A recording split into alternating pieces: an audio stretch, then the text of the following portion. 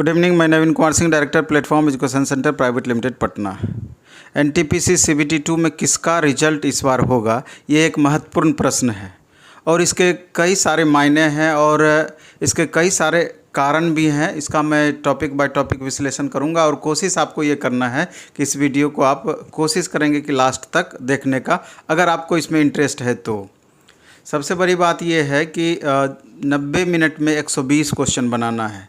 सबसे पहला चुनौती आपके लिए है कि 120 का 120 क्वेश्चन को आपको देखना। बाद में ये चीज़ होगा कि 120 में कितना क्वेश्चन आप सही बना पाते हैं, लेकिन 120 क्वेश्चन अटेम्प्ट करना सबसे पहला प्रश्न आपका होगा।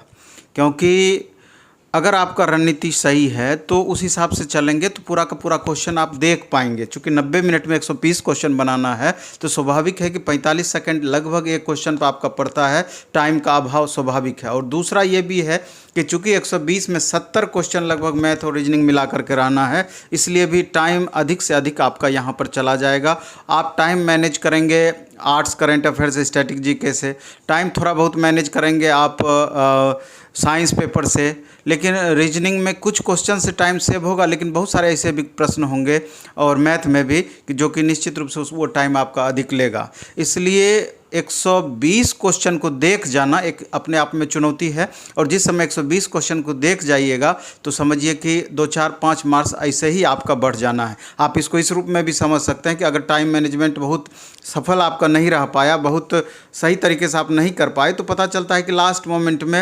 105, 110 क्वेश्चन, 112 क्वेश्चन हम बना पाते हैं, लास्ट में 8-10 क्वेश्चन छूटने की संभावनाएं भी रह सकती है।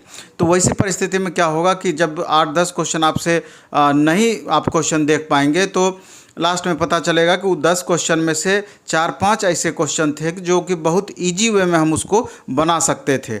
यहाँ तो 4-5 क्वेश्चन सही अगर आप कर सकते थे तो इससे आप अंदाज़ा लगा सकते हैं कि उसका कितना ज़्यादा महत्व आपके लिए वो चीज़ रहेगा। क्योंकि जब यहाँ पॉइंट में मार्क्स में अंतर होगा तो बहुत सारे बच्चों में उथल पुथल होगा। 1 मार्क्स का अंतर पड़ेगा तो 2-4-5 हज़ार बच्चे रैंक में उथल पुथल हो सकता है। इसलिए आप छोटा छोटा मार्क्स ऐड करके ही मैक्सिमम तक पहुंच सकते हैं। इसलिए पहला रणनीति आपका होना चाहिए कि 100% क्वेश्चन का अटेम्प्ट करना। और दूसरा आपके लिए भी महत्वपूर्ण आपके लिए होगा कि क्वेश्चन बनाने से ज़्यादा महत्वपूर्ण है कि किस क्वेश्चन को हमको छोड़ देना चाहिए। पहला नज़र में आपको पता चलना चाहिए ये क्वेश्चन हमको परेशान कर सकता है, उस क्वेश्चन को आप इग्नोर करते हुए आगे बढ़ेंगे और लास्ट तक भागने का प्रयास करेंगे बनाते हुए। और लास्ट में 10 मिनट 15 मिनट का अगर आप रणनीति के तहत समय बचा पाते हैं तब जा कर के वैसे जो आप 10, 20, 25 क्वेश्चन को आप छोड़े हैं या जो आपसे उस समय लगा कि नहीं बन पाएगा, तो उस समय आप दोबारा से टाइम बचा करके उस क्वेश्चन पे अटेम्प्ट लेना है। ऐसी पर ये इसका फ़ायदा आपको निश्चित रूप से मिल जाएगा। क्योंकि बहुत सारे स्टूडेंट को हम देखते हैं कि लगेगा कि अब आंसर आ गया है और लास्ट में आंसर आपका नहीं मिल पा रहा है, तो आपको लगेगा कि एक बार और हमको प्रयास कर लेना चाहिए। तो जो इसमें फंस गए, टाइम अधिक से अधिक एक क्वेश्चन पर दे दिए, तो स्वाभाविक है उसका लॉस कहीं आपको भरना पड़ेगा, दूसरे जगह से आप भरपाई उसकी नहीं कर सकते हैं। वो आपको परेशान करेगा ही करेगा अगर टाइम आपका वेस्ट इस मामले में चला जाता है। इसलिए दूसरा महत्वपूर्ण चीज़ है कि किस क्वेश्चन को हमको छोड़ना चाहिए। तीसरा चीज़ ये होता है कि पहले से आप लगातार प्रैक्टिस करके चलेंगे कि हमको अटेम्प्ट किस तरीके से करना है। तो एक्यूरेसी को हमको मेंटेन करना है या मैक्सिमम अटेम्प्ट करना है।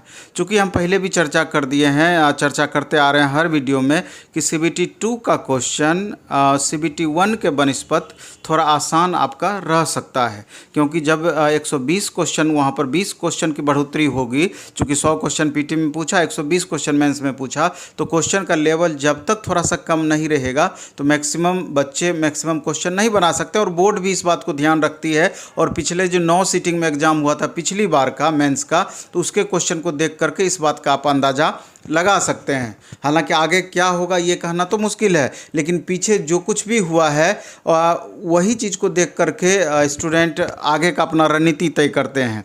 तो इसलिए इस बात को भी आपको ध्यान रखना है कि 120 क्वेश्चन का अटेम्प्ट हमारा किस तरीके से होना चाहिए। इसके बाद महत्वपूर्ण बात ये आती है कि जैसे अभी हम एक्यूरेसी पर चर्चा कर रहे थे और मैक्सिमम क्वेश्चन अटेम्प्ट पर चर्चा कर रहे थे, तो आप शुरू से अभी चूँकि लगभग 2 महीने का समय आपके पास है, तो पिछले वीडियो में भी ये बात हम बताए थे कि आप 120 क्वेश्चन अटेम्प्ट करके देखिए या 115 प्लस क्वेश्चन अटेम्प्ट करके देखिए, तो देखिए कि आपका फाइनली स्कोर कितना जा पाता है। और एक एग्जैक्ट जितना आप जानते हैं उसको अटेम्प्ट करके देखिए, तो देखिए कि फाइनली स्कोर आप कितना कर पाते हैं।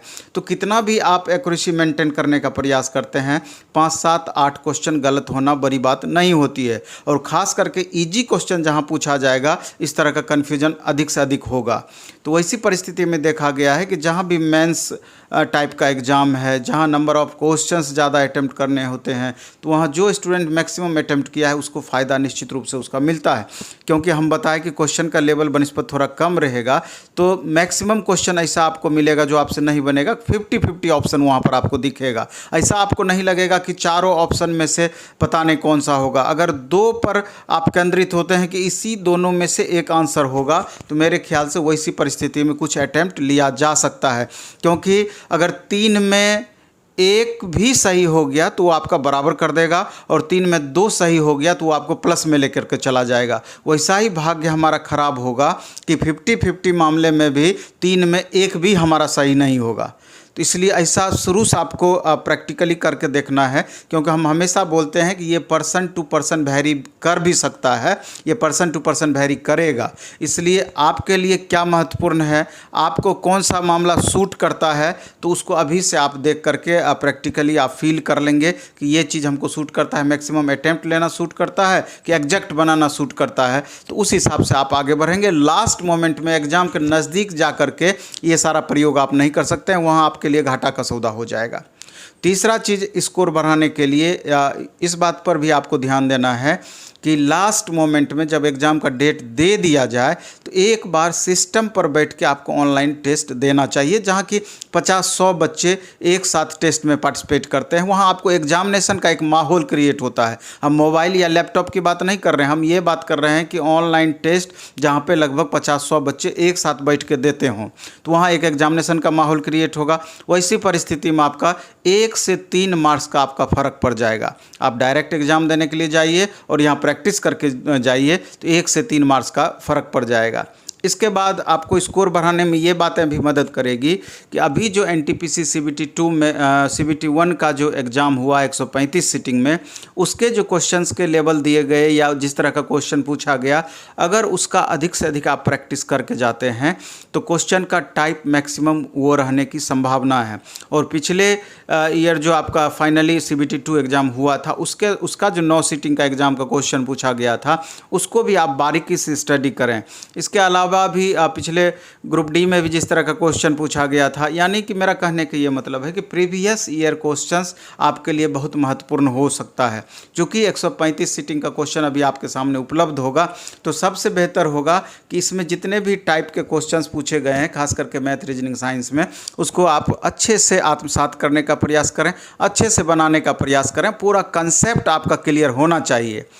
चौथा आपका ये भी चीज़ होगा कि अपने वीक पोर्शन को आप पहचानने का प्रयास करें। अभी भी आपको बहुत सारा ऐसा क्वेश्चन मिलेगा आपको जब भी आप सेट बनाएंगे कि जिसमें आपकी गलतियां बार बार होती है। कुछ ऐसा टॉपिक है जिसमें आपकी गलतियां बार बार होती है, तो वैसे टॉपिक को आप पहचानने का प्रयास करेंगे। पहले उसके कंसेप्ट को समझने का प्रयास करेंगे और ऐसा ज़रूर प्रयास करेंगे, प्रैक्टिस करेंगे कि अब आगे से जब भी इस तरह का क्वेश्चन हमको मिलेगा तो वहाँ क्वेश्चन छूटने की संभावनाएँ मिनिमम हो। उस तरह का क्वेश्चन आपसे बने ही बने, तो इस पर भी आप गौर करेंगे। तो इन छोटी छोटी बात को ध्यान में रख करके हमको लगता है कि मैक्सिमम आपको फ़ायदा हो सकता है। इसके अलावा जो भी सेट बनाने के दरमियान जो भी टफ़ क्वेश्चन आपको लगता है, चाहे वो मैथ में हो, रीजनिंग में हो, साइंस में हो या आर्ट सेक्शन, किसी भी सेक्शन में जो भी टफ़ क्वेश्चन आपको मिलता है, तो उसको आप शुरू से चिन्हित करते चले जाइए और बाद में उसका अधिक से अधिक आप प्रैक्टिस कीजिए। कोशिश करिए कि उस तरह का क्वेश्चंस का हम एक नोटबुक बना लें, और या लगातार प्रैक्टिस कर रहे हैं तो जो चिन्हित किया वो क्वेश्चन है उसका रिविज़न हम बार बार करें, तो धीरे धीरे चल करके आपका और ज़्यादा इम्प्रूवमेंट आएगा। इसके अलावे भी अगर आपको उस तरह का टेस्ट सीरीज की व्यवस्थाएं हैं या टेस्ट में आप पार्टिसिपेट करते हैं जहां नंबर ऑफ स्टूडेंट मैक्सिमम होते हैं, तो आपको तुलनात्मक रूप से उनके बनिस्पत आपका क्या परफॉर्मेंस है ये जज करने का मौका मिलेगा। जब वही 50, 100, 200, 500 स्टूडेंट में बहुत अच्छा परफॉर्मेंस आपका नहीं रह पाएगा, तो क्या उम्मीद करते हैं कि जहां 7 लाख स्टूडेंट एग्ज़ाम में बैठेंगे, अब उसमें से जितने भी बच्चे अपीयर हों, जहां मैक्सिमम स्टूडेंट बैठेंगे तो वहां हमारा रिजल्ट हो जाएगा, ये कतई संभव नहीं है। ये बात आपको समझनी है कि रिजल्ट तो आपका 20 दिन 25 दिन में आ जाएगा, उसके 1 महीने के बाद एग्ज़ाम हो जाएगी, लेकिन ये समझना है कि जिन स्टूडेंट का स्कोर अभी मिनिमम पर है रिजल्ट उसकी आ जाएगी, ऐसी संभावनाएं हैं। और जिन स्टूडेंट का अभी से आपको लग रहा है कि 70 प्लस 75 प्लस 80 का अप्रॉक्स स्कोर है, तो स्वाभाविक है कि दोनों के गैप को भी भरना आपकी जवाबदेही होगी। यानी कि जिनका अभी मैक्सिमम है तो स्वाभाविक है उनका तैयारी का लेवल बहुत अच्छा ऑलरेडी हो चुका है, और जैसे आप तैयारी सीरियसली कर रहे हैं वैसे वो बच्चे भी अभी भी सीरियसली तैयारी करेंगे, तो स्वाभाविक है कि स्कोर को और ज़्यादा वो बेहतर करने का प्रयास करेंगे। इसलिए मिनिमम स्कोर जो बच्चे मिनिमम स्कोर ला करके CBT2 में घुस रहे हैं उनको अधिक से अधिक मेहनत करने की ज़रूरत पड़ेगी। उनको दिन रात अभी एक करना पड़ेगा।